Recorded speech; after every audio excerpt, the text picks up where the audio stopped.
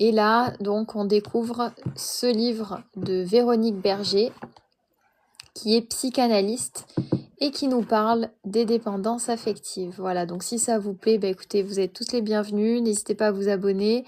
Surtout, n'hésitez pas à aller voir ma chaîne YouTube aussi.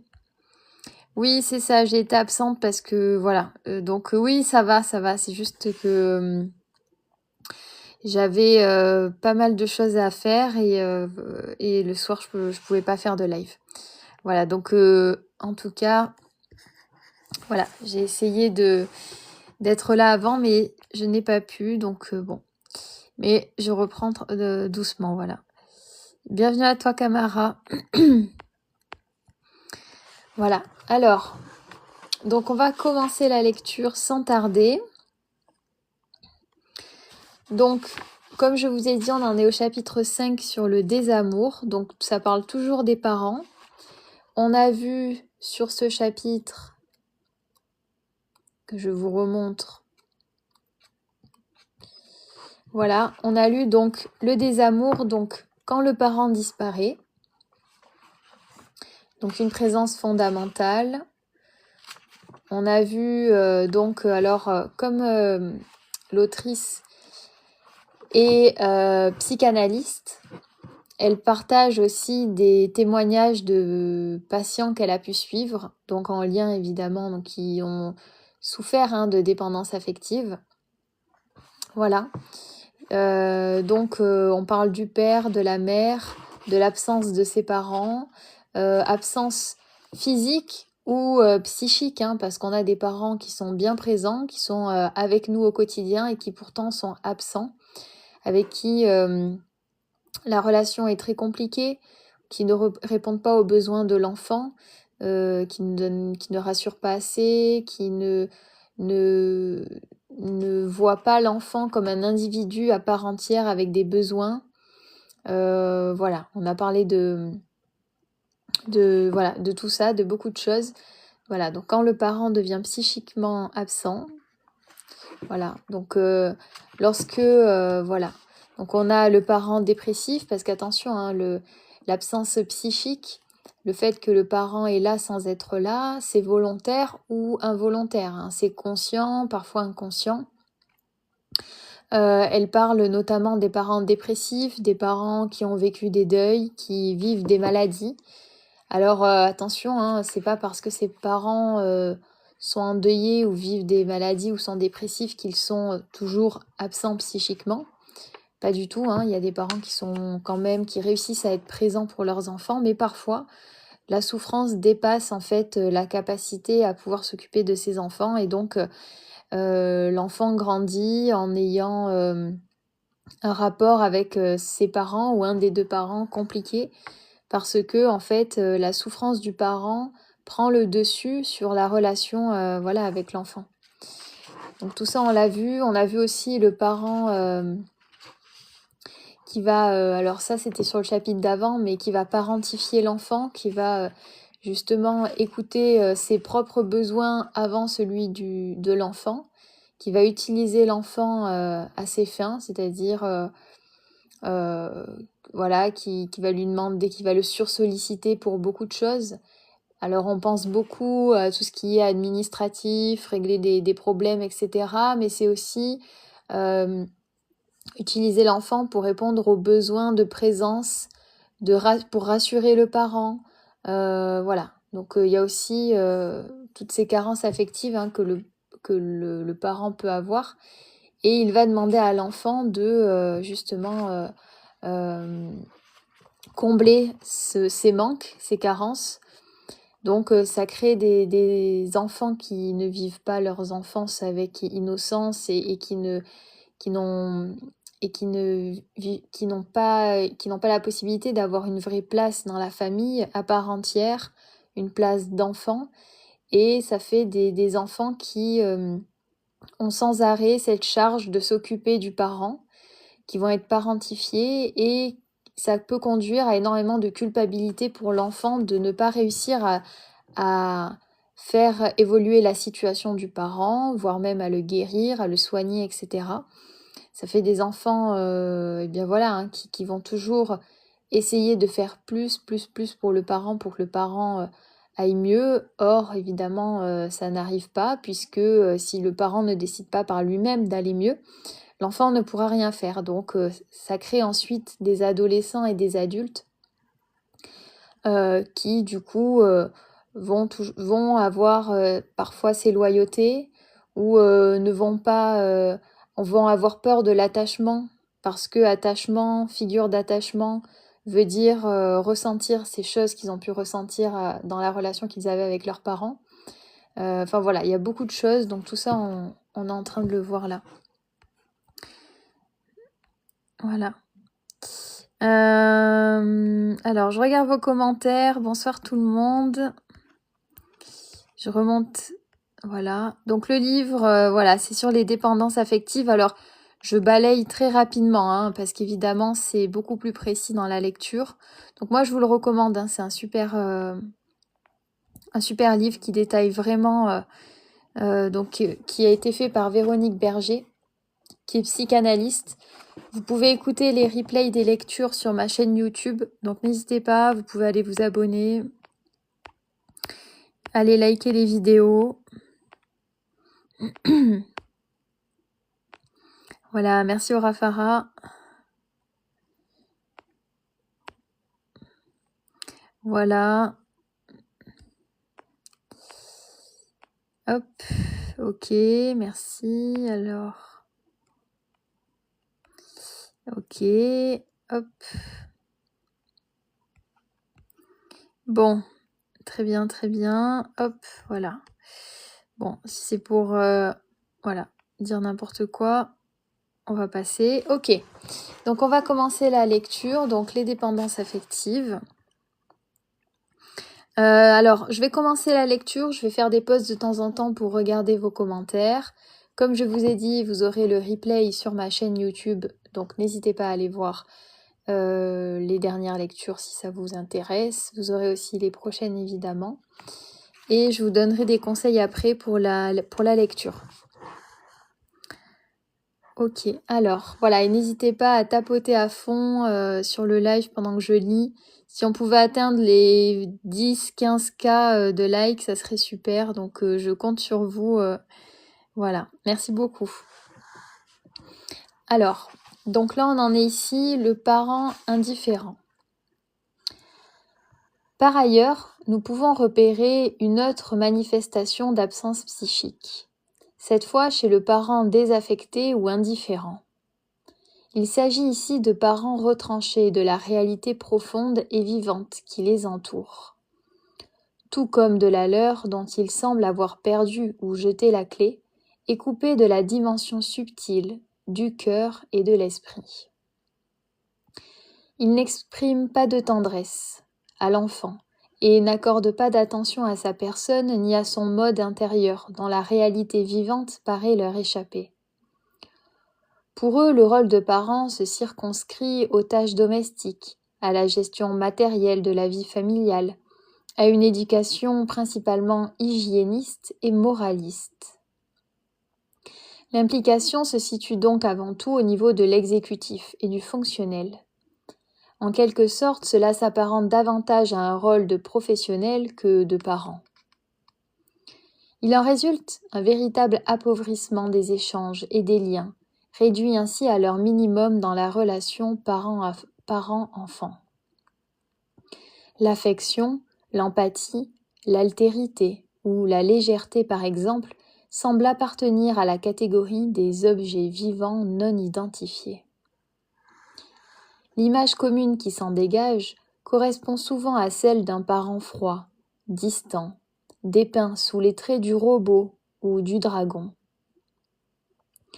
Selon la terminologie figurative, il ressort de ces métaphores une part déshumanisée chez le parent, davantage associée à une mécanique ou à une créature. Cet aspect de dépersonnification ressurgit parallèlement dans les rapports que le parent entretient avec l'enfant qui se sent ainsi relégué au rang de chose ou de quantité négligeable. C'est le vocable de dragon que Paul emploie pour désigner sa mère, également qualifié de surmoi à pattes. Homme de la trentaine, Paul parle avec beaucoup d'émotion de sa détresse de petit garçon en manque d'attention réelle. Harcelé par les sempiternels « tu dois, tu ne dois pas », effrayé par les récriminations maternelles et régulièrement confronté à des vécus de délaissement. Ainsi relate-t-il les nombreuses fois où sa mère, absente à lui, l'oubliait dans les allées des supermarchés. Paul garde en lui toute la mémoire de son angoisse de petit garçon perdu et sa conscience de devoir compenser l'inattention maternelle par une vigilance indispensable et pourtant malaisée pour son jeune âge. Mariette, de son côté, a grandi auprès de parents commerçants, très accaparés par leur travail et lui signifiant leur indisponibilité permanente. Si la présence de son père lui a beaucoup manqué, elle a plus encore souffert de l'absence d'amour de sa mère et dont ce dédain pour l'enfant qu'elle était. Ces évocations tracent le portrait d'une mère robot. Ma mère n'avait rien d'une mère, sauf le nom. Elle fonctionnait comme une mécanique imperturbable qu'il ne fallait jamais contrarier ni déranger, ni surtout attendre d'elle le moindre réconfort. Je crois qu'elle n'a jamais su ce que signifiaient les mots aimer, consoler, tendresse, et tout ce qui va avec. Elle s'est toujours montrée froide, distante et centrée sur elle. Les autres n'existaient pas. L'ignorance profonde de la réalité de la personne de l'enfant et de ce qu'il vit traduit chez le parent, bien que physiquement présent, une forme d'absence psychique. Qu'elle s'exprime sous les traits de l'indifférence, de la négligence ou de l'oubli, elle devient toujours pour l'enfant le signe évident et permanent du désintérêt, du mépris et du défaut d'amour de son parent pour lui. À la douleur du désamour se joint indissociablement la blessure mortifiante de l'humiliation, mêlée d'un sentiment profond d'abandon et de trahison. Grandir sur la base d'un tel désaveu ruine les facultés de l'enfant à développer ses sentiments de sécurité, d'estime de soi et de confiance. Cela, à son tour, rendra d'autant plus ardu son engagement dans la voie de son autonomie et de son individuation. Plus tard, lorsque la personne se confrontera à de nouveaux liens de dépendance, angoisse et détresse de l'enfant en seront d'autant ravivées.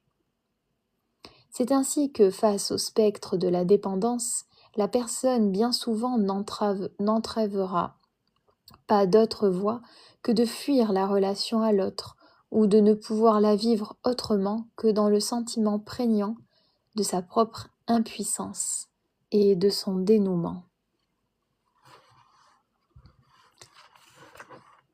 Le parent démissionnaire. Parmi les multiples expressions d'absence psychique, on rencontre également divers cas de figure où père et mère se détournent en partie ou se détourne en tout ou partie de son rôle et de sa place de parent. La désertion et le reniement de l'enfant par son parent en sont les traductions les plus manifestes et les plus radicales. L'histoire de Rimbaud, fils déserté comme celle d'Antoine, fils renié, témoigne de ces formes emblématiques de démission parentale. Il existe toutefois d'autres manifestations moins criantes, mais cependant tout aussi affectives, de comportements démissionnaires. C'est le cas en particulier des modes d'éducation ultra-permissifs, qui se caractérisent par un défaut de limites, de règles de conduite et d'interdits, soit que le parent y renonce, soit qu'il s'y oppose. Or, même physiquement et affectivement présent, le parent trop permissif s'avère fondamentalement absent à l'enfant, en désinvestissant ou en niant cette part essentielle de son rôle d'éducateur. Les règles et interdits introduisent l'enfant au respect de soi et de l'autre, à la responsabilisation, au fonctionnement de la vie en communauté, dont la famille est le fondement. Elles ne peuvent en effet se réduire à leurs aspects premiers de contrainte. Ces lois de vie sont avant tout d'essence civilisatrice et humanisante, et par là même offrent et garantissent à l'enfant des repères et un cadre structurant sur lequel prendre appui pour grandir. Renoncer à ce rôle, par indisponibilité ou par débordement d'un sentiment d'impuissance ou d'incompétence, tout comme le refuser, parce qu'exclusivement perçu dans son aspect castrateur au sens littéral, prive l'enfant de ce cadre sécurisant et structurant. En outre, celui-ci est en quelque sorte mis en demeure de devenir son propre parent, puisque délégué au rôle de définir par lui-même les limites à s'imposer. L'enfant se trouve ainsi dans un vide, laissé par la vacance de son parent démissionnaire, qui, dans cette configuration, occupe davantage une place d'enfant, de grand frère ou de grande sœur, ou de copain, que de père ou de mère. L'impact de l'absence psychique du parent à l'enfant a une portée non négligeable, parfois considérable sur son développement psychique et affectif. Reçue comme l'expression du désamour parental, elle génère en effet une blessure narcissique profonde, un vif sentiment de solitude abandonnique et une culpabilité lourde. Ce fardeau, conjugué à son impuissance à transformer ce constat réitéré de désamour, peut notamment favoriser chez l'enfant, au fil de sa croissance, l'installation d'un état dépressif, de comportements d'inhibition ou d'échec, et de sentiments agressifs, destructeurs, retournés contre sa personne propre ou son environnement. Violence, provocation transgressive, rébellion, etc. Par ailleurs, les liens et sentiments de dépendance douloureux et non résolus de l'enfance marquent de leur empreinte la vie relationnelle, notamment affective, adulte, ainsi parasitée par des angoisses d'abandon, d'inexistence ou d'aliénation, puisant leur source dans ce passé intemporel. Les différentes illustrations d'absence psychique présentées ci-dessus ne sont bien évidemment pas exclusives. Violence et abus renferment aussi cette dimension de l'absence à la réalité de l'enfant. Absence à l'état de violence auquel il est soumis, absence à l'enfant réel qui se trouve désinvesti ou nié. Je vous propose d'aborder ce nouveau champ de réflexion qui lui aussi traduit et illustre des formes poussées de désamour. Donc je vous remontre le livre. Donc c'est sur les dépendances affectives. Voilà, aimer et être soi-même. Donc il a été écrit par Véronique Berger qui est psychanalyste. Donc vous voyez.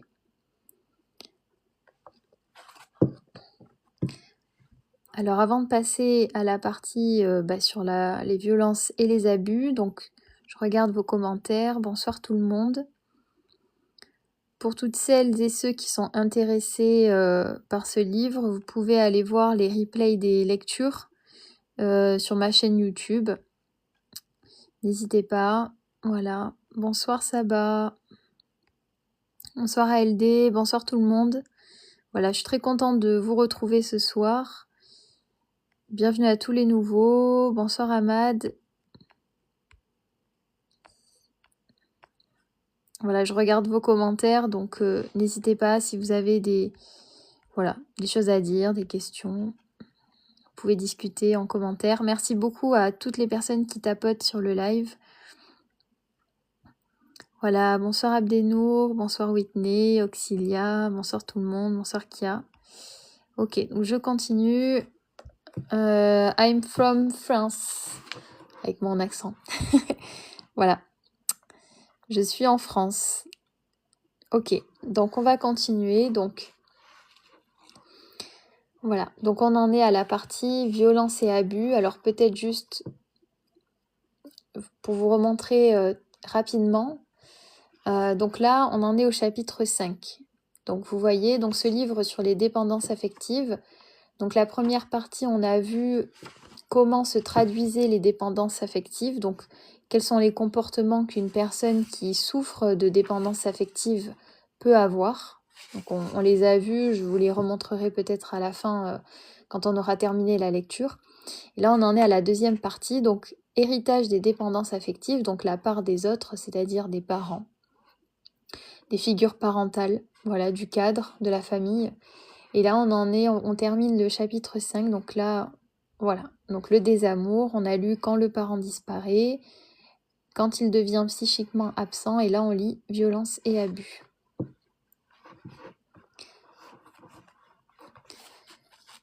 Ok, alors, donc on en est là. La violence se décline sous des registres divers, allant de manifestations peu perceptibles et insidieuses à des formes bien plus manifestes et tranchées.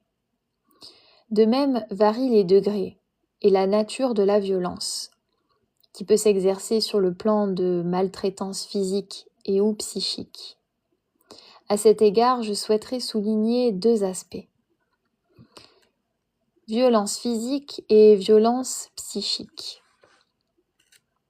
D'une part, la violence physique ne s'arrête pas aux effets produits sur le corps, mais se prolonge toujours dans la psyché. Une personne agressée ou un enfant battu souffre des coups reçus, mais aussi, et parfois plus encore, de l'effraction de l'acte violent, de l'effraction que l'acte violent a produit à l'intérieur de leur personne, et des sentiments qui les envahissent. Humiliation, terreur, chagrin, etc. D'autre part, la violence psychique peut s'avérer terriblement dévastatrice et causer un véritable meurtre d'âme. Nous savons par exemple qu'il existe des formes réelles et pourtant très subtiles de torture psychique, souvent qualifiées de torture morale, qui, insensiblement et infailliblement, désintègrent la personnalité et les ressources de ses victimes. Mais quelle que soit sa nature, ses degrés et ses modalités, la violence se définit en premier lieu comme un abus de la force. Or, dans la relation parent-enfant, le déséquilibre des rapports de force et de dépendance constitue un terrain favorable à son usage abusif. Pour le moins, cela confère au parent, du fait de sa position, le pouvoir, exercé ou non, d'imposer un mode de relation ou des agissements violents pour l'enfant. On peut dégager trois principales situations de violence parentale. Le manque d'identification à l'enfant. La première se rapporte au défaut d'identification de l'enfant. Nous sommes ici dans la situation du parent qui agit sans la perception ou la préoccupation de ce que ses comportements, paroles ou demandes peuvent produire de violent pour l'enfant. Les développements qui précèdent en donnent une illustration. Ainsi en est-il du parent accapareur qui prive l'enfant de son droit fondamental et de sa liberté de se tourner vers les autres, notamment son autre parent. Le père ou la mère accapareur investit l'enfant comme son propre prolongement, comme source de son propre comblement, et non dans sa réalité d'être différent, ni dans ses véritables besoins. De même, les liens de parentification assujettissent et asservissent l'enfant dans une méconnaissance de la violence qui lui est faite. Celle de le priver de sa place et de ses droits d'enfant en le mettant en place et rôle intenable de parent de ses enfants. L'absence appartient elle aussi à ce registre. Lorsque le parent déserte, démissionne, reste capté dans un ailleurs, indisponible ou indifférent, il devient absent à l'enfant, mais également aux effets délétères qui en découlent pour lui. Trop présent comme pas assez d'investissement traduisent ainsi un manque d'identification du parent à la réalité vécue par l'enfant, celle de rester oublié ou ignoré de sa personne véritable, ses manques et sa souffrance. Une forme intermédiaire et cumulée de cette violence agit et impensée se trouve dans le comportement parental de captation et de rejet de l'enfant. Ce fonctionnement repose sur une oscillation entre un surinvestissement du parent, en recherche de comblement d'un manque, suivi d'un rejet ou d'un retrait massif, en réaction à des sensations d'étouffement ou à un sentiment de ne plus supporter l'enfant. Ce dernier se trouve ainsi capté ou délaissé, selon les humeurs de son parent, et dans un impensé des effets violents qu'un tel comportement produit sur lui. La violence intentionnelle. Donc la première, c'était, donc elle dit 3 formes de violence. La première, donc le manque d'identification de l'enfant. La deuxième, la violence intentionnelle. La deuxième situation de violence concerne les cas de violence consciente et recherchée, destinée à provoquer une souffrance. S'y rapporte en premier lieu le sadisme d'un parent faisant endurer à l'enfant une douleur physique ou morale, l'humiliation par exemple, dont il tire une satisfaction jouissive. Ce type de violence s'exerce notamment dans les rapports d'emprise et de tyrannie d'un parent sur l'enfant.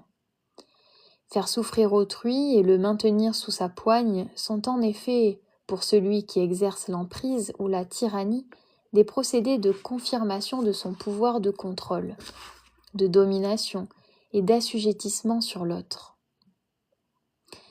Les stratégies anxiogènes de l'emprise, décrites plus haut, relèvent de ce type de violence. La haine, dans certaines de ses modalités, appartient également à ce registre de violence. Les exactions abominables commises lors des guerres ou certains faits divers terribles attestent de la capacité de l'homme haineux à user d'une cruauté incommensurable. Le parent haineux existe, lui aussi. Une illustration particulière en est donnée avec la haine d'un parent envers un enfant incarnant à ses yeux le fruit d'une faute, d'une honte ou d'un malheur. Ce peut être le cas d'un enfant né d'un inceste, d'un viol ou d'une liaison blâmable, ou bien encore, à une époque pas si éloignée de la nôtre, et d'ailleurs toujours actuelle dans certaines cultures, d'un enfant né hors mariage. Ces enfants, dont l'existence même rappelle et pérennise la faute, la honte ou le malheur du parent, peuvent être condamnés à la haine, au bannissement et à la culpabilité pour le seul fait d'exister. Dans d'autres situations, la haine du parent peut prendre sa source dans une figure haïe ou un vécu de haine auquel l'enfant est étranger mais cependant identifié. Cette identification peut être consciente. C'est tout le portrait d'eux. Tu es bien la fille d'eux, le fils d'eux. Ou inconsciente. En ce cas, même si la haine originelle reste inconsciente, refoulée parce qu'inconcevable ou ingérable, elle perdure néanmoins, et dans l'ombre, elle reste active et revendique sa part. Ainsi, le parent peut se décharger de cette haine impensable et pourtant agissante sur l'enfant en l'investissant comme support et réceptacle de ses sentiments haineux. Exercer sa tyrannie et sa vengeance sur l'enfant lui permet de cette façon d'en écouler le trop-plein, tout en préservant inconsciemment la véritable figure haïe. L'objet et les motifs fondateurs de la haine parentale, interdits de conscience, restent irrésolus et nourrissent le feu qui l'entretiennent. Projetée sur l'enfant, elle se perpétue d'une génération à une autre, et introduit ainsi parfois un enchaînement de générations dans la haine. Un enchaînement des générations dans la haine. L'exemple d'Antoine condense ces formes d'identification consciente et inconsciente. Antoine a en effet été manifestement identifié par son père à la figure haïe de l'ex-épouse. Il a vécu de plein fouet la haine et le reniement vengeur de son père. Cependant, dans le cours de sa psychanalyse, Antoine s'est aussi questionné sur les origines familiales de cette haine. En se penchant sur l'histoire paternelle, il a ainsi découvert l'existence de ruptures antérieures, reposant très probablement sur des ressentiments haineux et destructeurs, dont son père, dans la succession des générations, aurait hérité, puis qu'il aurait reproduit. Ce second plan inconscient de la haine introduit une autre forme de violence, celle où des vécus douloureux relevant d'une époque révolue se superposent au présent et où l'enfant en devient la cible.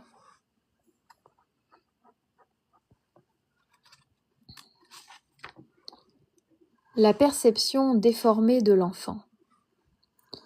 Ceci nous conduit à une troisième catégorie de violence parentale, ayant trait à une confusion des vécus et de l'image de l'enfant. Nous nous trouvons confrontés ici à ce qu'Inès Angelino qualifie de situation glissante, où une situation de l'image de l'enfant réel s'opère dans la perception du parent et où vécu passé et présent se confondent. Maltraitance physique. Certains cas de maltraitance physique relèvent de ce fonctionnement.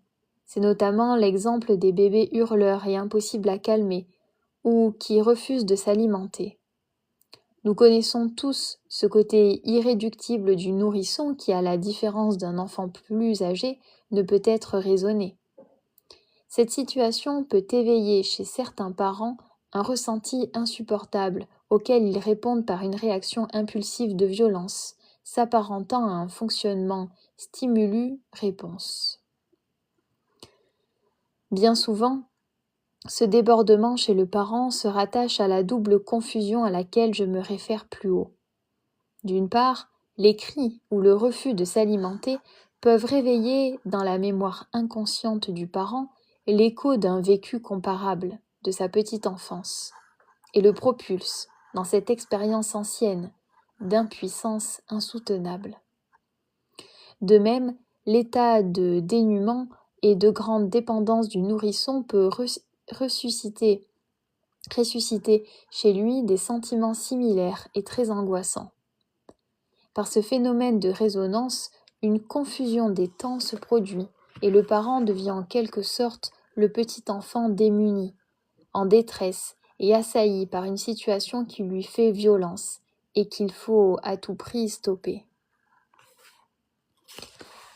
D'autre part, une confusion peut surgir quant à l'enfant lui-même dont l'image, dans la perception du parent, se déforme.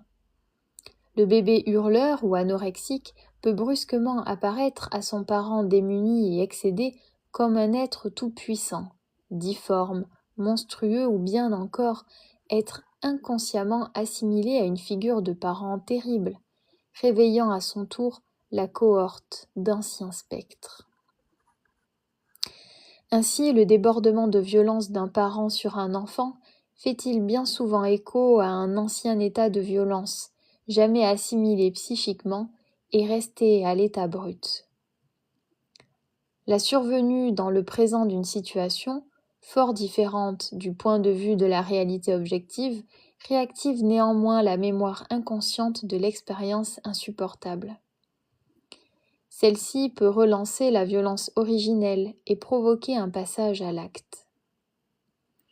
La prise de conscience par le parent de sa perception déformée ou inappropriée de la réalité présente s'avère donc nécessaire pour récupérer cette prise de distance qui lui fait défaut et chercher d'autres issues que celle du déchaînement de sa violence. Inceste.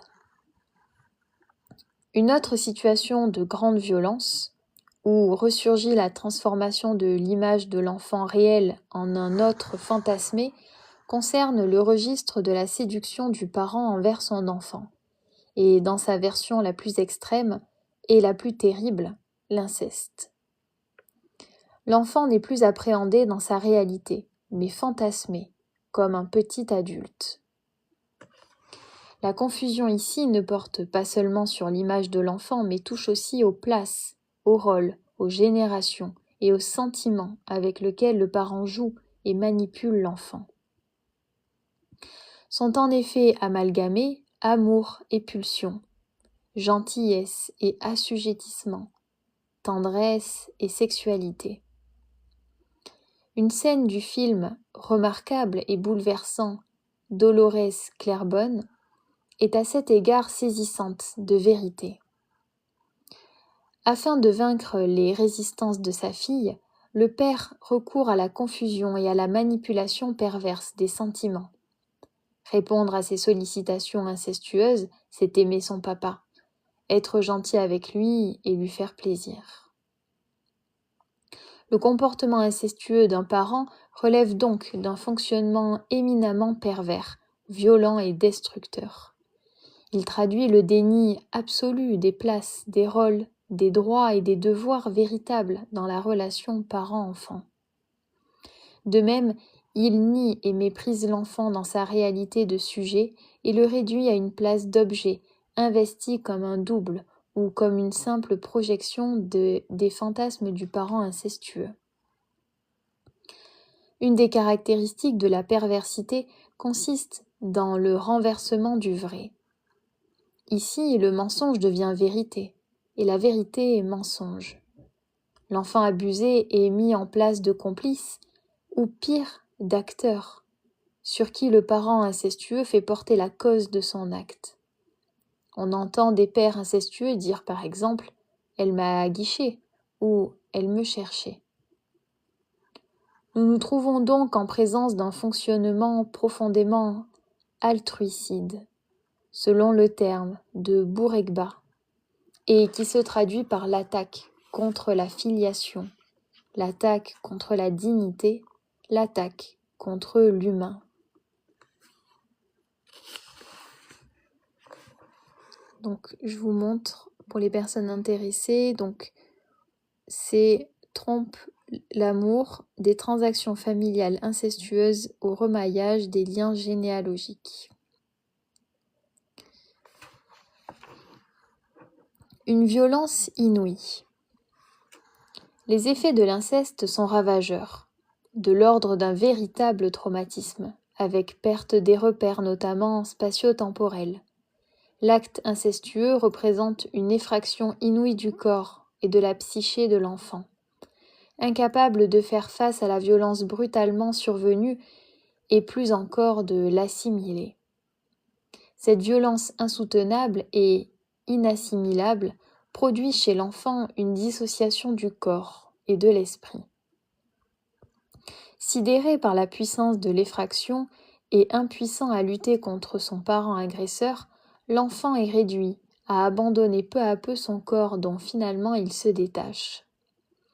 Certains patients parlent ainsi de l'image de leur esprit s'échappant et surplombant ce corps disloqué et déserté. Parallèlement, le déni de ce qui est advenu et son enfouissement au plus profond de l'inconscient s'installent chez l'enfant et font également partie des défenses psychiques solides auxquelles il se raccroche pour ne pas sombrer. Toutefois, ces protections, d'abord vitales, perdurent dans le temps et produisent des effets insidieux et dommageables. La personne, prise dans son fonctionnement défensif, toujours actif, reste notamment déconnectée de son corps, de ses émotions, de son être, de sa vie présente, qu'elle ne parvient pas à s'approprier ni à vivre pleinement. Le déni de la réalité d'alors continue, lui aussi, à propager ses effets sur la réalité désormais présente, à laquelle la personne n'arrive pas à accéder entièrement. Car en effet, Y accéder comme retrouver son intégrité corps-esprit passe par une voie particulièrement difficile, effrayante et douloureuse, celle de réintégrer psychiquement ce qui fut déserté lors de l'acte meurtrier perpétré par le parent. Le film Dolores Claiborne dépeint avec force la position de déni dans laquelle la victime de l'inceste, enfant, adolescente puis adulte, s'est recluse au point de tronquer son être, sa réalité et ses rapports à sa mère. C'est précisément par ce passage obligé et douloureux de la levée du déni que Selena, enfin, pourra advenir à un rapport plus vrai et vivant à elle-même, à sa mère, et aux autres et à la vie. La dimension éminemment perverse du lien incestueux ne se réduit donc pas à l'acte lui-même, mais distille et propage son venin dans la totalité de l'être et de la vie de sa victime. L'appréhension de la réalité s'en trouve également infestée et subit elle aussi le sort du retournement du vrai en son envers. Ce pervertissement de la réalité se manifeste notamment dans l'esprit de l'enfant. Ainsi, considérer son parent comme monstrueux relève d'une pensée violente et très douloureuse. L'enfant va donc généralement en assumer la culpabilité et conclure que le monstre n'est pas son parent, mais lui-même. Donc je vous lis le bas de page, la note. Cette prise en charge par l'enfant de la responsabilité des comportements condamnables des parents n'est pas spécifique à l'inceste, mais généralement présente chez les enfants victimes de violences. Si papa ou maman est violent, c'est à cause de moi. Nous retrouvons d'ailleurs assez classiquement ce mécanisme de pensée dans les relations parents-enfants, en général, où l'enfant aura tendance à s'attribuer les causes de la défaillance de son parent.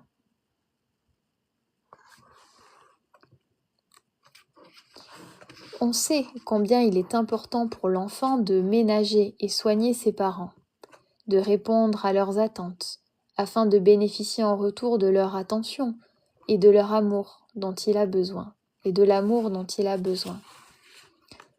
Ce souci existe tout autant chez l'enfant victime d'inceste, et s'avère d'ailleurs exploité par son parent. Or, en raison de la gravité de la défaillance parentale, l'enfant va se trouver doublement sollicité. Devoir répondre à des demandes qui le mettent en danger et devoir préserver ses deux parents.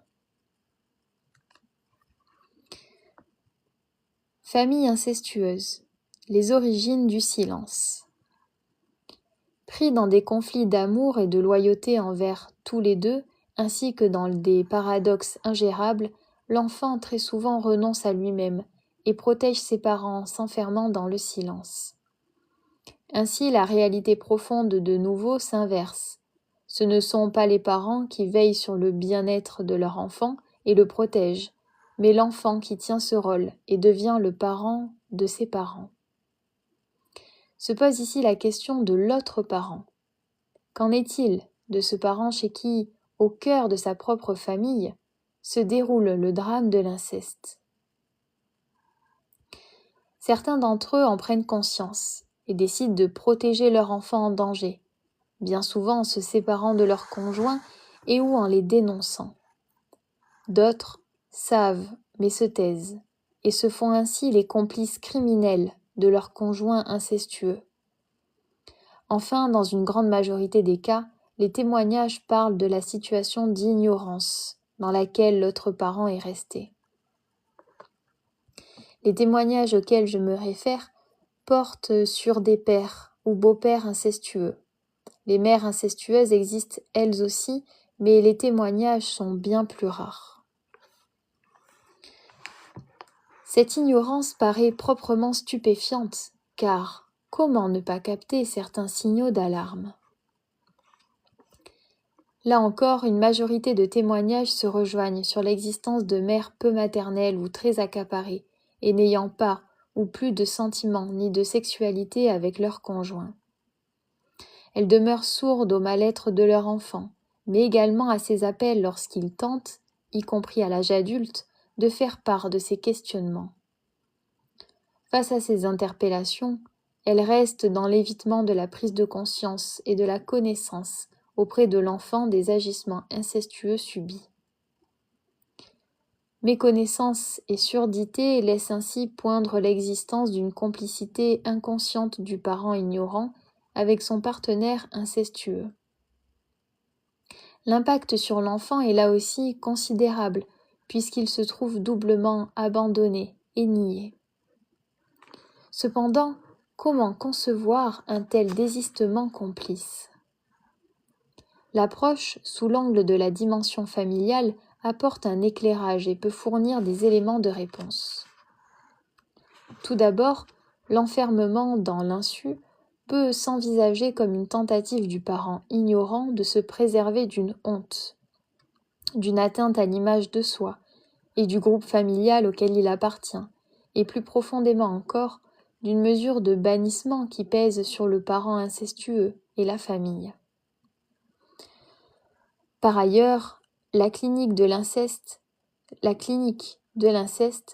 révèle l'existence de familles fonctionnant généralement en vase clos et dans une indistinction des places et des rôles. Par exemple, la fille adorée du père peut être perçue par la mère, et non par le père seulement, comme la petite femme du père, et ressentie comme une rivale. Ou bien encore, un père enfant ou indisponible peut tacitement déléguer à son fils sa place d'homme de la famille et de partenaire privilégié de la mère. Quels que soient les cas de figure, place et rôle seraient interchangeables. Fille et fils comme père et mère se trouvent agglutinés dans un univers confus, flou et indifférencié, favorisant l'établissement d'un climat incestueux. On constate par ailleurs que ce fonctionnement de la cellule familiale de base s'inscrit généralement dans un fonctionnement comparable et plus vaste, issu des familles d'origine des parents. Il n'est alors pas surprenant de découvrir parfois sur une ou plusieurs générations l'existence masquée de situations incestueuses antérieures. Lorsque la loi du silence s'est imposée face à ces événements traumatiques vécus dans la honte, la famille se trouve enfermée dans le champ clos du silence auquel chaque membre est assujetti. Le secret, en effet, s'installe lorsqu'il y a eu transgression d'une loi de vie, afin de protéger l'individu et le groupe familial de l'opprobre. Si un nouvel événement condamnable survient, par exemple à la génération suivante, il se trouve à son tour capturé dans le champ d'attraction du devoir de silence. Taire ce second traumatisme garantit en effet, à l'insu de tous, l'occultation du premier. À l'inverse, le révélé peut lever le voile sur cet autre événement du même ordre, survenu antérieurement. Ainsi, peut-on découvrir l'existence d'un emboîtement de secrets. Chaque nouveau secret en recouvre alors un autre, et dans l'inconscient familial, protège le précédent qui, de cette façon, devient plus encore dissimulé et occulte. L'ignorance dans lequel se maintiennent certains parents peuvent relever de ce fonctionnement d'assujettissement et de loyauté au secret, hérité des générations précédentes. L'enfant victime d'inceste, quant à lui, se trouve aux prises avec une double loyauté, celle envers la loi familiale du silence et celle envers ses parents qu'il tente, en se taisant, de protéger avant tout. Conséquences sur l'enfant. Dès lors, nous pouvons saisir combien il est douloureux et malaisé pour un enfant de révéler l'inceste dont il est victime. Dire ici ne relève plus de l'échange mais de la dénonciation. Cela signifie rompre la loi du silence et les protections qu'elle garantissait. C'est en effet dénoncer son parent incestueux et intrinsèquement dénoncer le système familial et ses collusions. L'enfant s'expose alors au risque d'un bannissement familial. Les familles enfermées dans le déni réservent bien souvent ce sort malheureux et injuste à l'enfant dénonciateur, accusé d'agresser et de mettre en danger la famille. Même la culpabilité du parent incestueux établie, ces familles, de type clanique, réintègrent généralement leur fonctionnement de déni, de collage, de collusion et de retournement de la réalité et son envers. La boucle du mécanisme pervers est ainsi bouclée, par le renversement des places de victimes et de coupables. Lorsque le comportement du parent fait violence à l'enfant, celui-ci se trouve immanquablement renvoyé au sentiment de désamour de son parent et fragilisé par ce qui en découle. Insécurité, indignité, perte de confiance, culpabilité. Toutefois, les degrés élevés de violence parentale produisent en retour un paroxysme dans leurs effets. De fait, ces violences engendrent à leur tour chez l'enfant une violence démesurée qui le déborde et l'écrase par l'ampleur des sentiments persécutifs et coupables qu'elles suscitent. Des scénarios vengeurs et meurtriers le hantent et confirment l'image monstrueuse qu'il s'est attribuée. La haine de soi est due ou des parents sourds. La honte et le mépris dégradent. La confiance en soi, en l'autre et en la vie meurt. L'impuissance, la terreur, la désolation et le chagrin dévastent. La mort en soi et autour de soi impose sa marque et assigne le vivant à demeurer dans l'ombre. En outre, la profonde carence parentale n'offre pas à l'enfant l'étayage indispensable pour asseoir le développement de son autonomie. Bien au contraire. Seul, pour assurer sa propre survie psychique, l'enfant peut très tôt compenser les manques par une sollicitation excessive de ses propres ressources. Devenir en quelque sorte son propre parent et un mini-adulte. Mais sa précocité relève en vérité d'un mécanisme de survie et non d'une véritable autonomie dont les fondations reposent sur des sables mouvants. La personne de l'enfant, puis de l'adulte qu'il devient, reste en réalité profondément dépendant et accro à l'amour et à l'attention dont elle fut si douloureusement privée. Généralement, la personne va rééditer, malgré elle, ce lien de violence dans sa vie relationnelle d'adulte, et particulièrement de couple. Cette répétition ne relève pas nécessairement d'un fonctionnement masochiste. Elle se relie souvent à l'attente inconsciente et impérieuse d'une transformation du partenaire violent, maltraitant, abuseur, haineux, abandonnique, en partenaire aimant et consolateur.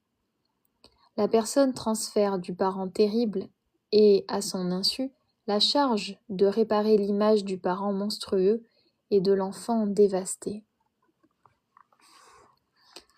Dans ces schémas de répétition, le partenaire en est un des protagonistes privilégiés. Toutefois, ces scénarios peuvent également se remettre en scène dans d'autres relations, avec un enfant ou un supérieur hiérarchique par exemple. Ces tentatives inconscientes de résolution s'avèrent cependant inadaptées et vaines, attisent conflits, déceptions et souffrances, intensifient la violence. Le lien de dépendance toxique, loin de s'infléchir, perdure. S'en dégager implique alors la nécessité de se défaire de ce passé douloureux, condition indispensable pour accéder à sa vie réelle et présente. S'engager dans une psychanalyse constitue une voie de dégagement possible, chemin long et ardu, mais fructueux pour réintégrer, assimiler et digérer psychiquement cette violence originelle. Identifier la monstruosité du ou des parents, renoncer à les transformer et faire le deuil des désirs si chers et incomparables de l'enfant en soi, constitue un passage difficile et plein de douleur. Mais par-delà ces temps difficiles, cela représente aussi et surtout une réelle voie de libération pour soi et pour les siens en faisant cesser l'enchaînement des générations dans un lien de mort. Les multiples formes d'absence, comme les diverses manifestations de violence, bien que différentes dans leur teneur et leurs expressions, se renvoient néanmoins en miroir leur propre reflet. Ainsi, l'absence d'un parent déserteur ou indisponible psychiquement produit un vécu de violence chez l'enfant. De leur côté, les violences et abus commis sur l'enfant signent en miroir la réalité cruelle d'une véritable absence psychique du parent envers l'enfant. En outre, absence et violence ont en commun un vécu de désamour ressenti par l'enfant au plus profond de son être. Ce constat de désamour signe pour lui un état de désaveu, sécrétant culpabilité et honte. Le désamour s'apparente également pour l'enfant à un vécu d'abandon, qui le met en situation d'hémorragie psychique et affective et nourrit des sentiments de perdition et de dépendance lourde. L'enfant, en manque de parents, se trouve dans l'impossibilité d'intérioriser sa présence et s'installe dans une confusion assimilant présence physique et présence psychique. Il devient accro. Par ailleurs, la lecture de ces formes de désamour révèle des scénarios inconscients de délégation, de mission et de transmission. Délégation à l'enfant de place autre que la sienne, mission de vivre le destin d'un autre auquel il est identifié, transmission des chaînes de la haine, de la violence, du secret. Ainsi, bien souvent, les parents eux-mêmes assujettis à un enchaînement générationnel mortifère peuvent à leur tour reproduire ces formes d'aliénation en reconstruisant avec leurs enfants un lien du même ordre que celui dont ils ont souffert avec leurs propres parents ou grands-parents. Cet aspect non négligeable dans l'histoire de la souffrance humaine nous introduit au vaste pan des héritages familiaux.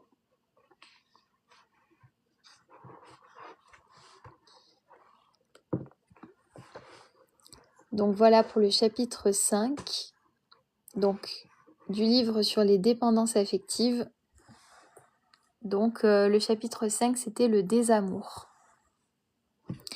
Voilà, donc Véronique Berger, qui est psychanalyste, donc qui a écrit ce livre donc sur comment se traduisent les dépendances affectives, d'où elles viennent. Donc on le voit avec les parents. On a vu les chapitres sur les parents. Là, vous voyez, dans ce qu'on a lu sur l'inceste, la violence sous toutes ses formes. Donc voilà, violence et abus. On a lu aussi quand le parent devient psychiquement absent. Enfin, donc voilà. Et donc, le chapitre 6 sera sur les héritages familiaux. Donc l'héritage généalogique et ses transmissions, la famille et le sacrifice. Et ensuite, donc on aura la troisième partie, quand le jeu persiste, donc nous, notre existence, le fait qu'on est là et on a le droit d'être là, de l'obstination à la persévérance. Donc les coulisses de la dépendance, à la découverte d'une terre nouvelle et étrangement familière, donc le chemin de l'analyse, et vers une liberté vraie, donc comment accéder à soi, s'ouvrir à l'inventivité et à la créativité, parler vrai et être vrai, se réconcilier avec soi et s'ouvrir aux autres. Donc voilà, c'est le livre sur les dépendances affectives.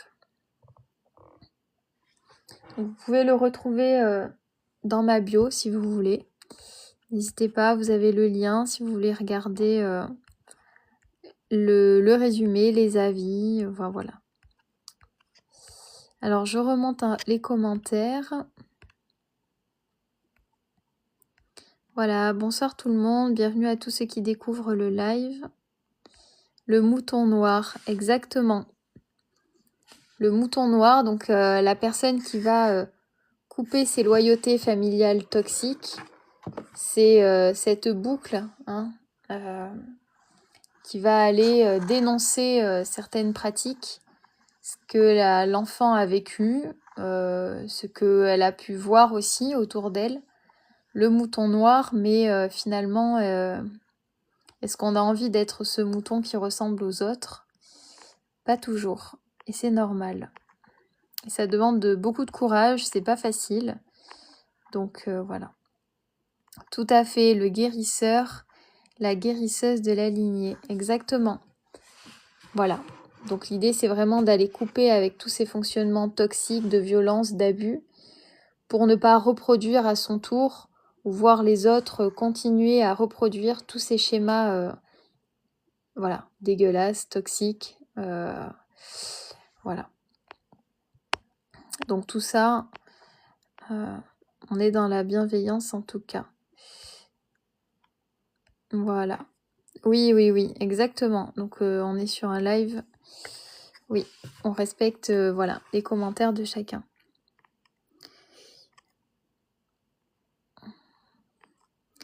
Alors les lives, en fait, alors il y a pas de jour fixe. J'essaye de faire des lives voilà, quand je peux. J'essaye d'en faire souvent. Mais voilà, bon, ça dépend. Donc n'hésitez pas à aller voir, vous avez toutes mes recommandations de livres, vous avez celui-là dans ma bio. Voilà, si vous intéresse, si ça vous parle, n'hésitez pas, si ça peut vous aider en tout cas. Oui, c'est ça, merci, exactement Rafara. Donc je redescends, hop. Donc si j'ai pas vu votre commentaire, n'hésitez pas. Moi je suis un mouton rose fluo. Si c'est ta couleur, eh ben c'est parfait. Il faut qu'on ait tous notre couleur en fait. Hein. Voilà. Chacun sa couleur, chacun son individualité, chacun ses besoins. Et on agit pour soi, en fonction de ce qui nous correspond, aligné avec nos valeurs. Et on fait au mieux. Personne n'est parfait, mais il faut être conscient des choses. C'est important. Voilà. Dans son rapport à l'autre, c'est important de connaître, de se connaître dans nos côtés les plus beaux et aussi les plus sombres. Et surtout, quand on devient parent, c'est être conscient des comportements qu'on peut avoir et d'expliquer à l'enfant, de s'excuser au bon moment et de surtout, voilà, comme on le dit et comme on le lit dans le livre, d'identifier l'enfant comme un être à part entière qui est né pour vivre, voilà, qui doit répondre à ses besoins. En tant que parent, on répond aux besoins de l'enfant, évidemment. Et voilà, c'est tout un équilibre pour que l'enfant puisse grandir avec de l'amour, de la sécurité psychique, un environnement voilà, qui est à l'écoute, soutenant, et avec un cadre aussi, hein, c'est important. Voilà. Ouais, tout à fait. Ouais, l'image de la couverture, oui, oui, oui. Donc c'est la libération de soi, hein. C'est la reconnexion émotionnelle, la reconnexion à soi, l'amour de soi, l'estime de soi. Il y a beaucoup de choses, en tout cas, voilà, sur cette couverture. Donc on ouvre la porte de son cœur, de ce qu'on a enfoui. Alors, donc vous pouvez retrouver les replays des lectures si vous voulez écouter les autres lectures qu'on a faites du livre. Donc sur ma chaîne YouTube, donc n'hésitez pas à aller voir, c'est le même nom que sur mon profil TikTok, donc c'est madame-du-bas succès. Donc n'hésitez pas, vous pouvez aller voir, n'hésitez pas à vous abonner pour soutenir mes lectures, ma chaîne. Si les lives vous plaisent, vous pouvez aller liker les vidéos. Voilà. Donc ensuite, on aura du coup la partie... Bon, il y a un bug de... Ok. Donc, ensuite, on va lire le chapitre 6 sur les héritages familiaux. Ce que je vous propose, c'est peut-être de lire les 2 premières pages pour comprendre. Vous voyez là, ces 2 pages-là. Et puis, on lira du coup la prochaine fois. On lira, donc ce sera mardi. Normalement, ce sera pas lundi. Quoique peut-être. Ce sera mardi. Voilà, je pense pas... je vais essayer de faire un live dimanche, mais je préfère pas vous vous promettre de live parce que voilà, je suis pas sûre de tenir mon engagement. Donc bon, en tout cas, j'essaie voilà, d'être là rapidement. Donc on va lire le début, comme ça on va en savoir un peu plus. Et on lira le chapitre au moins la moitié la prochaine fois.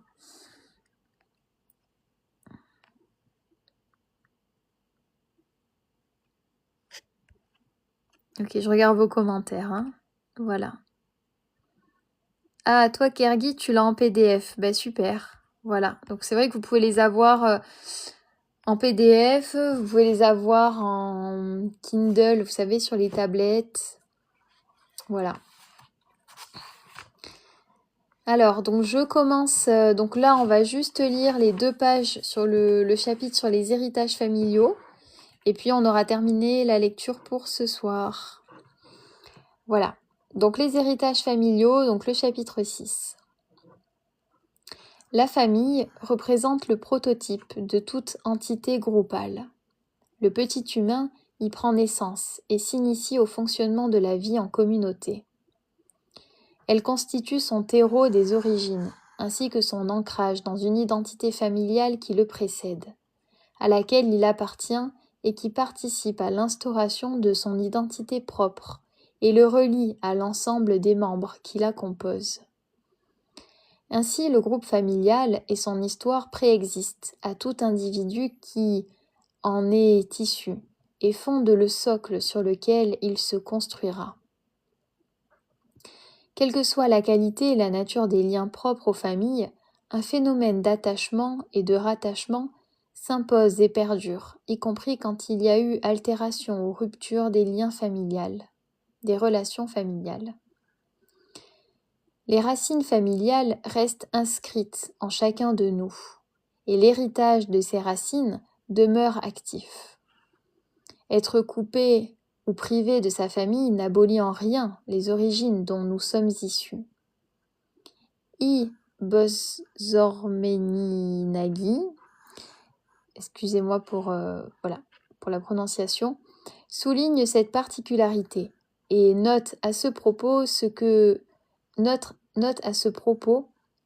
que ce qui pousse les familles à s'intéresser les uns aux autres, ce n'est pas la qualité de leurs relations, c'est leur communauté de procréation et de racines.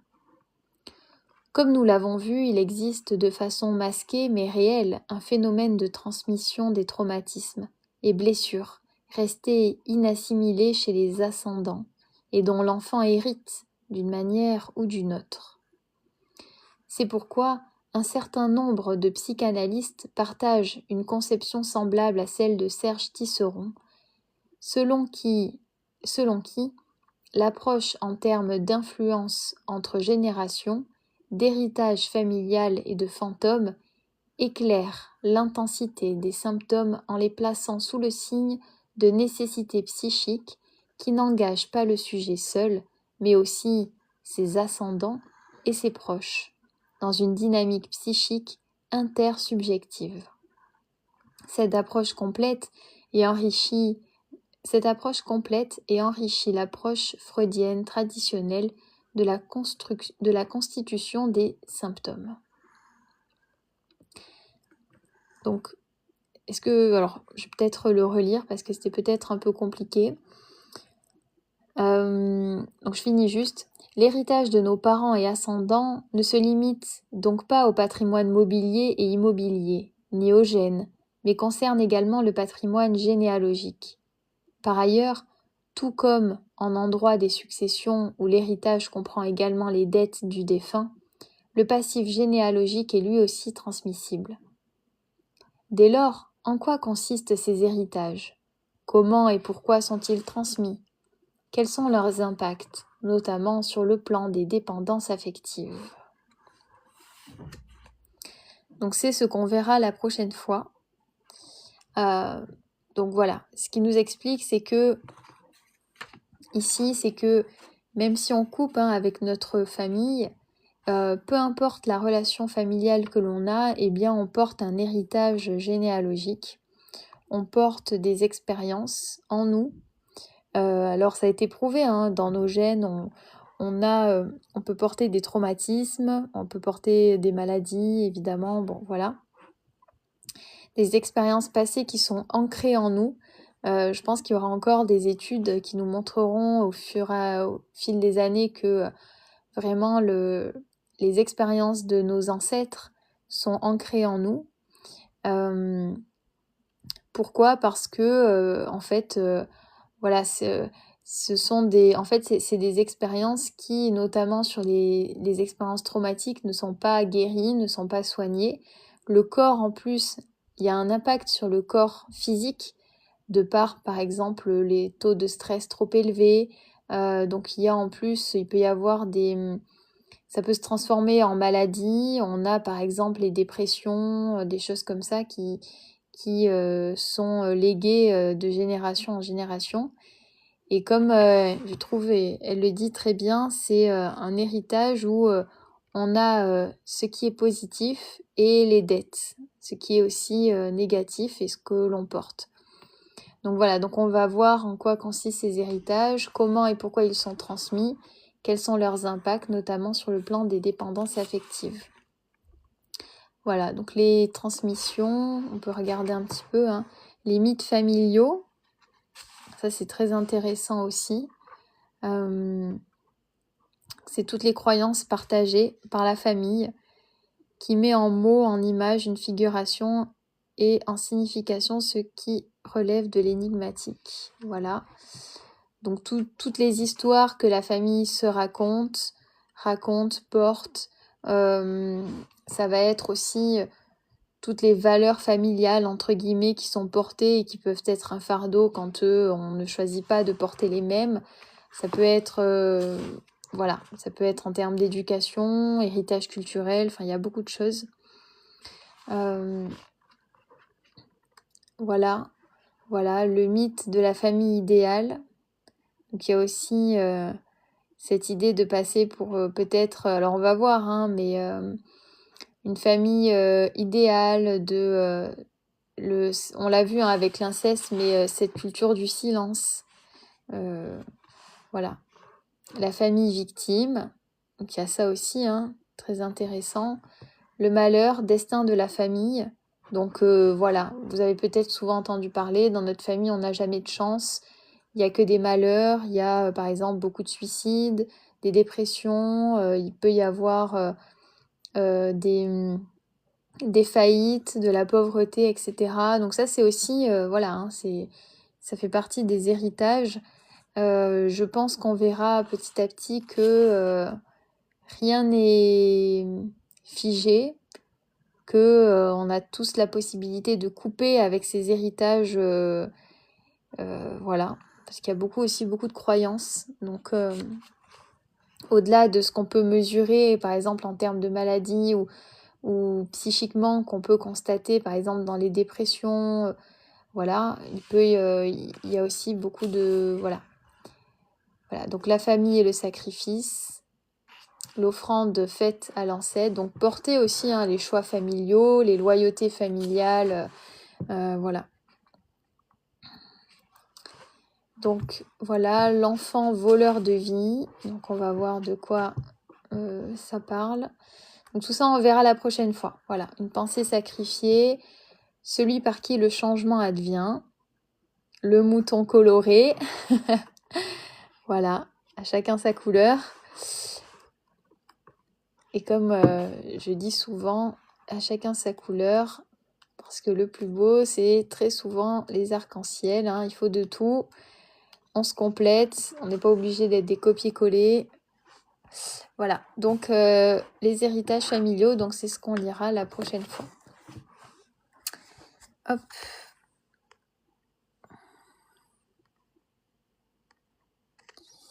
Donc je regarde vos commentaires.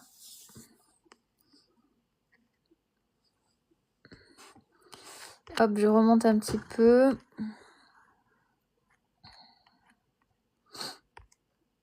Voilà, donc pour tous ceux qui découvrent le live, donc moi je fais de la lecture de livres de développement personnel.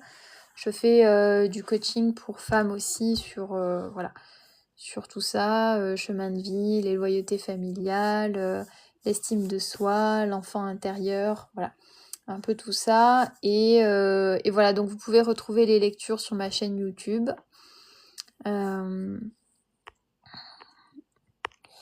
Hop.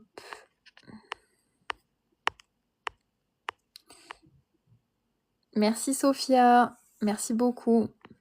Alors pour tous ceux qui voulaient des conseils lecture, alors je donne toujours un peu les mêmes conseils, mais parce que j'en ai pas d'autres et je trouve qu'ils sont assez efficaces, c'est de commencer à lire à voix haute.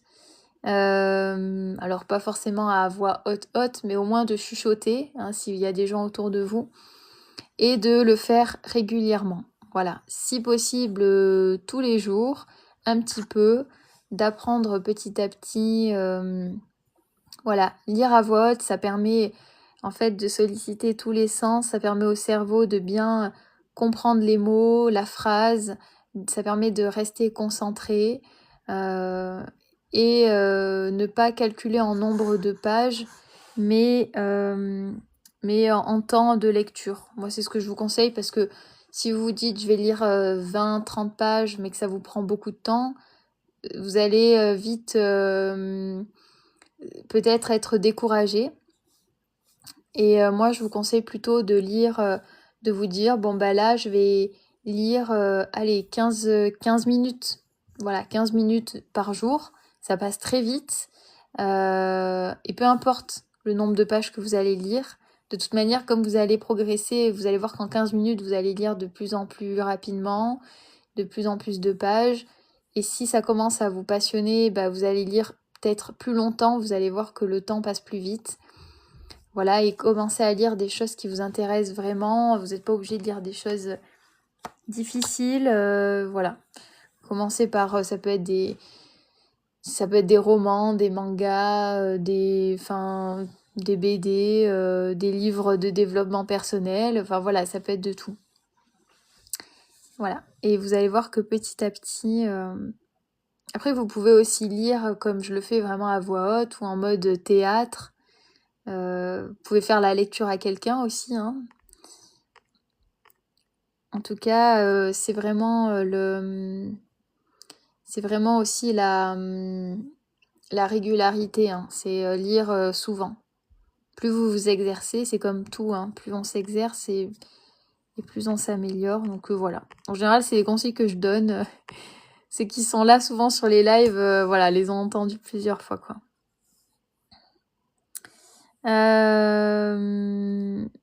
Sophia, tu l'auras toi aussi un jour, peut-être. Mais bon, c'est aussi, si t'es une fille anglaise, c'est important que tu gardes ton accent anglais, hein. Et si tu parles français avec un accent anglais, ça sera très beau, je pense. Voilà. Et puis si ça se trouve, tu parles mieux français que moi anglais. Donc voilà, chacun son rythme, chacun... c'est déjà très bien de vouloir apprendre une autre langue. Voilà. Ouais, les cancers, exactement. Alors sur les maladies, ouais. C'est vrai que ça, alors les cancers, c'est vrai qu'il y a aussi, ça peut se déclencher de par des traumatismes.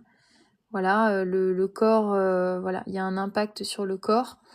Après, c'est vrai que j'avais entendu, alors moi, évidemment, je suis pas scientifique, je suis pas psychologue, je suis pas, voilà, psychiatre, etc. Mais qu'effectivement, les cancers, voilà, ça pouvait être aussi pas génétique, mais en tout cas, il y a certaines familles qui sont marquées par des cancers, avec beaucoup de décès dus à des cancers. Donc voilà, est-ce qu'il y a une empreinte génétique? C'est possible. Guérir, c'est guérir sa lignée, ses ancêtres. Oui, c'est ça. Oui. En fait, quand on guérit, quand on prend soin de soi, on a un impact sur les autres, déjà, qu'on en soit conscient ou pas. Et on le fait pour les personnes de sa famille, que l'on veuille ou pas des enfants. En tout cas, sur les personnes qui y a autour de nous. Et tout à fait, c'est aussi guérir ses ancêtres. Alors après, est-ce que Ça dépend de chacun, hein, ceux qui croient par exemple aux constellations familiales, au fait que aux âmes, etc. Bon, après vraiment ça dépend de chacun, mais il y a aussi cette idée de guérir aussi ses ancêtres, ouais. Ouais. Et puis c'est guérir aussi, voilà, c'est bon, avant tout c'est pour soi, hein, de toute manière qu'on le fait, peu importe,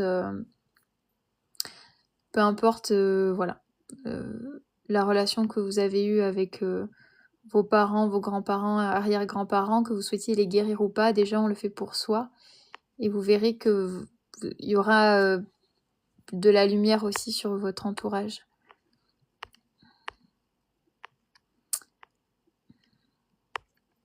Donc voilà. Les mauvais mariages, oui, bah les relations amoureuses, oui, il y a les mariages, les relations amoureuses, voilà, où on reproduit des schémas, où par exemple, bah, une mère va enchaîner des relations bancales, alors les enfants là-dedans, voilà, bon, il y a aussi en fait la réalité dans laquelle on grandit. Et c'est comment aller au-delà de cette réalité. Voilà. Il y a ce traumatisme aussi de l'image qu'on a de la relation, qu'elle soit de... Il y a des enfants, par exemple, qui ne veulent pas se marier parce qu'ils ont vu que des mauvais mariages, des tromperies dans leur famille. Et inversement, des personnes qui veulent se marier parce qu'autour d'eux, il n'y a pas eu ce cadre, entre guillemets, voilà. Donc ça influence. Et puis il y a aussi des personnes qui se disent ben moi dans ma famille on s'est toujours marié donc je vais me marier parce qu'en fait ils sont dans ce spectre-là et en fait ils peuvent pas aller au-delà. Donc c'est comment aussi se dire que d'autres possibilités existent. Voilà. Alors je dis pas mariez-vous, ne vous mariez pas, hein, c'est pas la question, mais c'est simplement d'aller élargir et de voir que en fait on peut aller au-delà de ce que la famille impose, consciemment ou pas. Voilà, parce qu'après, bah, il faut assumer hein, l'image qu'on renvoie, de faire des choix qui sont différents de sa famille. Il faut assumer les réflexions. Parce que vous savez, quand vous prenez des chemins différents, vous pouvez renvoyer les gens aussi à des choix qu'ils auraient aimé faire et qu'ils n'ont pas assumé. Voilà. Parfois, on va vous rejeter parce que les gens, vous renvoyez aux gens leur comportement, leur choix de vie, etc. Les gens ne vous rejettent pas, ils font par rapport à eux-mêmes. Hein. Voilà, on fait tous par rapport à nous-mêmes, à notre vision, à ce que ça renvoie chez nous. Donc voilà.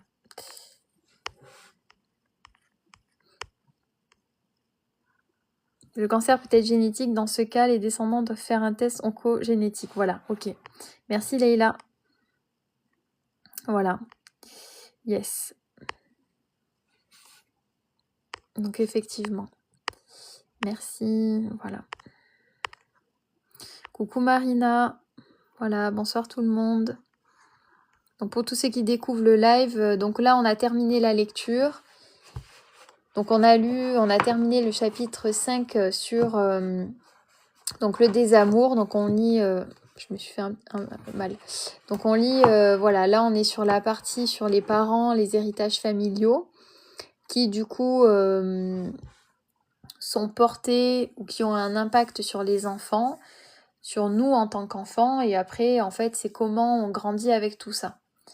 Comment on grandit avec ces relations difficiles, traumatiques, parfois de violence et d'abus. Alors quand ça se passe bien, tant mieux. Après, comme elle le dit dans le livre, hein, parfois, alors on est humain, donc de fait, personne n'est parfait. On fait tous des erreurs. En tant que parent, être parent, c'est très difficile. Hein, faut quand même le dire. C'est difficile d'être parent parce que, on nous a pas formés à l'être, on n'est pas formés, hein, même si on nous dit, voilà, soyez comme ça, même si on a vu nos parents, etc. Après, il faut le devenir, donc c'est pas évident. Mais le tout, c'est d'être conscient de lorsqu'on fait des erreurs, lorsqu'on a des maladresses, et c'est comment on communique avec l'enfant aussi pour le rassurer sur le fait qu'en fait, même si l'enfant a été puni parce qu'il a fait une erreur, ou parce que soi-même, en tant que parent, on a eu une réaction par rapport à nous-mêmes. C'est comment on remet les choses dans leur contexte, et en tant qu'adulte, on va s'excuser ou on va remettre les choses à leur place. Et on parlait de vérité sur la partie sur l'inceste.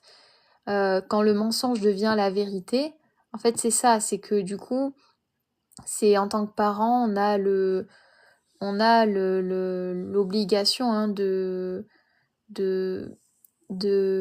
tout cas, de dire à l'enfant ce qu'est la vérité, de reconnaître quand soi-même on fait des fautes, de s'excuser, d'expliquer que ça n'altère pas le lien, l'amour qu'on porte à l'enfant, que l'enfant est toujours le même, que ça change pas sa place dans la famille. Voilà, tout ça en fait. Il y a beaucoup de choses après, mais donc après c'est normal en tant que parent parce qu'on le fait consciemment ou pas. Mais voilà, et elle parlait dans un des chapitres précédents de comportements qui sont pervers de la part des parents et où là il y a des gros impacts. C'est quand le parent ne reconnaît pas les erreurs qu'il a fait, ne va pas s'excuser, fait comme si ça n'avait pas existé ou que c'était normal, va aller dire à l'enfant, en fait c'est grâce à moi si t'es comme ça, c'est parce que j'ai fait ça, c'est parce que j'ai été absent, violent, que j'ai eu ce comportement en fait, voilà, que tu es comme ça aujourd'hui. Voilà, parce qu'il y a des enfants qui sont très calmes, qui ont fait ce qu'il fallait faire, hein, entre guillemets, par peur, ou pour être aimé de son parent violent, narcissique, etc. Et donc forcément, ça fait des adultes sur le papier qui sont très bien, mais c'est en réalité des enfants qui ont tout fait pour être lisses et être aimés. Et donc, on va avoir des parents qui vont en dire, oui, bah voilà, si t'es comme ça aujourd'hui, c'est grâce à moi. Ou bien, enfin voilà, c'est toutes ces choses où on va pas reconnaître ce qu'on a fait. Et voilà. Ou par exemple, un parent qui va dire, de toute façon, ce que je t'ai donné, t'as de la chance de l'avoir eu, en gros. Voilà. C'est-à-dire un toit sur la tête et un repas. Alors que c'est le b.a.-ba, enfin voilà, c'est forcément, voilà, quand on est enfant, qui va le faire si ce n'est les parents, quoi. Normalement, en tout cas. Voilà, après, c'est les parents ou la figure parentale, parce qu'évidemment, il y a des personnes qui n'ont pas grandi avec leurs parents. Ça peut être du coup les grands-parents, les oncles, les tantes, un foyer d'accueil. Voilà, et encore que le foyer d'accueil, c'est encore différent, mais voilà. Donc c'est un livre très intéressant, moi vraiment je vous le recommande, je sais qu'il y a pas mal de personnes qui l'ont aimé. Donc n'hésitez pas à aller voir. Et si vous voulez écouter les lectures qu'on a faites précédemment, vous avez toutes les lectures sur ma chaîne YouTube. Donc vous pouvez aller en écouter quelques-unes. Et puis si le livre vous plaît, voilà. Après évidemment, y a pas de... forcément, évidemment, il n'y a pas d'obligation.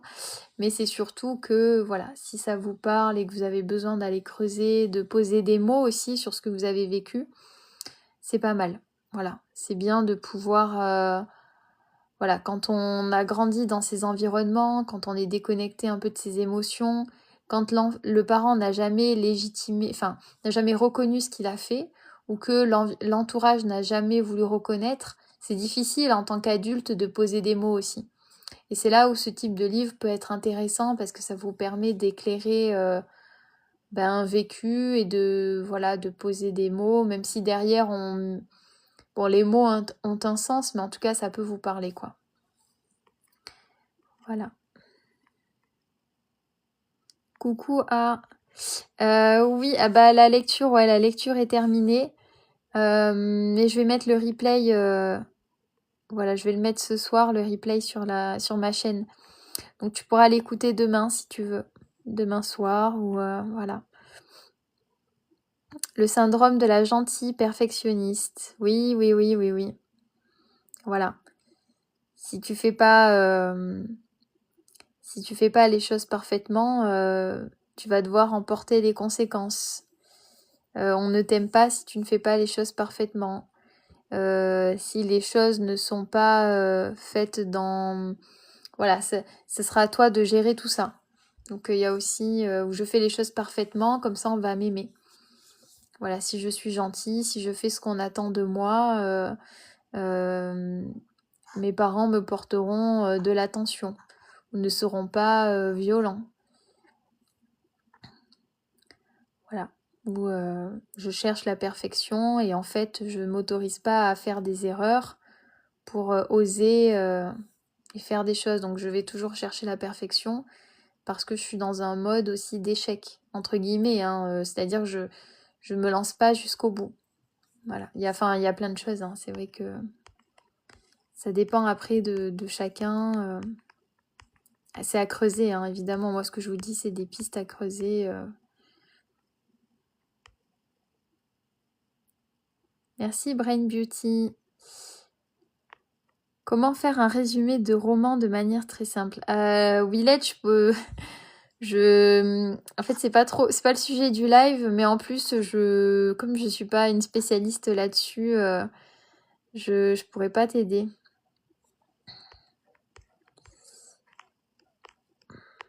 Mais je pense que tu auras peut-être plein de vidéos YouTube là-dessus. Je suis sûre que tu trouveras des profs de français, de littérature, qui te donneront des conseils. Voilà. Coucou Afid.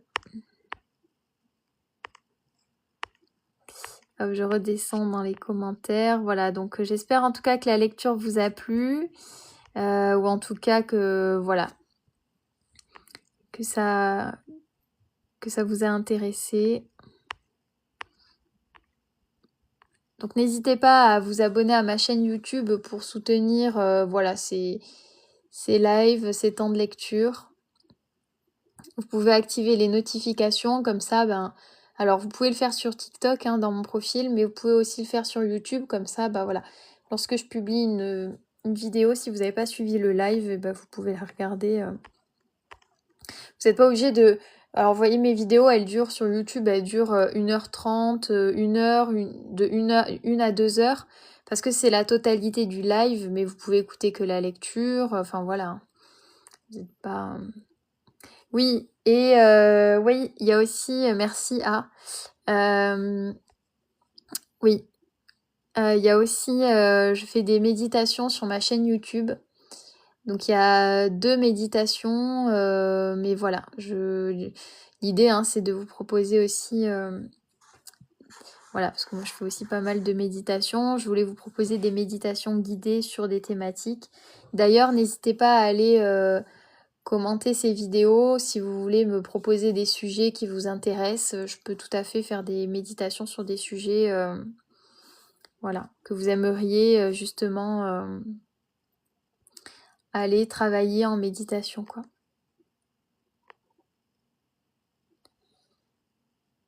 Voilà. Merci Féfé Rénol. Merci pour ta présence. À bientôt. Bonne soirée à toi. À bientôt. Donc le prochain live, ce sera normalement mardi. J'en ferai peut-être un petit d'1 heure dimanche. Mais voilà, je vais essayer. Super Alexis Way. Merci. Voilà, n'hésite pas à me mettre des petits likes sur les vidéos. Voilà. Donc merci beaucoup tout le monde. On va clôturer du coup cette lecture. Voilà, pour toutes celles qui sont intéressées par les coachings, vous avez mon lien sur Linktree, vous avez un lien pour avoir un appel découverte. Donc c'est pour prendre rendez-vous pour un appel découverte. Donc voilà, vous pouvez réserver un créneau, évidemment c'est gratuit, donc c'est 15-20 minutes, un peu plus si besoin, où on échange sur vos besoins, quels sont voilà, ce que vous souhaiteriez améliorer dans votre vie, vos problématiques, qu'est-ce que vous aimeriez travailler en coaching. Je vous explique ma méthode d'accompagnement, ce qu'est le coaching, à la différence de, évidemment, une thérapie par exemple, c'est 2 choses différentes et complémentaires. Et donc voilà, donc je vous explique tout ça et je vous explique un petit peu voilà comment je pourrais vous accompagner là-dessus. Donc évidemment, c'est réservé aux femmes. Donc voilà, messieurs, désolé, mais c'est comme ça. En tout cas, voilà, donc si ça vous intéresse, vous pouvez aussi réserver un appel découverte. J'ai mis plein de créneaux, donc voilà, le soir, comme ça, en général, les gens sont disponibles. Et la journée, c'est les coachings. Voilà. Après, je peux aussi, je fais aussi des coachings le samedi, si besoin, et voilà. Voilà, merci beaucoup Rafara pour d'avoir fait modératrice. Voilà, merci beaucoup à chaque fois d'être présente. Donc, on va clôturer le live. S'il n'y a plus de commentaires, s'il n'y a plus de commentaires, de questions. Merci The Alex Way. À bientôt. Merci beaucoup pour tes commentaires. Et à bientôt. Très bonne soirée à toi. Voilà, prenez bien soin de vous. Reposez-vous bien. Dormez bien. Reposez-vous bien. Voilà. Prenez bien soin de vous. C'est important. Et donc, la prochaine fois, on lira le chapitre 6 sur les héritages familiaux. Donc, des dépendances affectives. Alors, je vous remonte peut-être le sommaire avant de terminer rapidement. Donc là, on lira le chapitre 6 qui est le dernier chapitre de la deuxième partie. Et ensuite, on lira la troisième partie qui sera évidemment plus positive puisque c'est le chemin de la libération, de l'accès à soi, de la guérison. Donc c'est comment aller vers une authenticité, comment aller vers une reconnexion à soi, à cultiver son enfant intérieur, voilà, à enlever ce poids, ces loyautés-là, ce poids de culpabilité, d'attachement toxique, etc. Voilà, comment prendre soin de soi et se guérir, c'est ce qu'on lira dans la troisième partie. En tout cas, j'ai hâte de le lire avec vous. Très bonne soirée, merci au Rafara. Voilà, donc je vous souhaite une très bonne soirée. Je vous dis peut-être à dimanche, sinon à mardi. Mais je vais quand même essayer de faire un petit live au moins d'1 heure dimanche. Voilà, comme j'en ai pas fait cette semaine à part ce soir, voilà, je vais quand même essayer d'en faire un. Et dans tous les cas, même si vous n'êtes pas présent, vous aurez le replay sur la chaîne YouTube. Voilà, donc c'est pour ça, n'hésitez pas à aller vous abonner. Très très bonne soirée, merci encore à tout le monde. Et je vous souhaite un très bon week-end.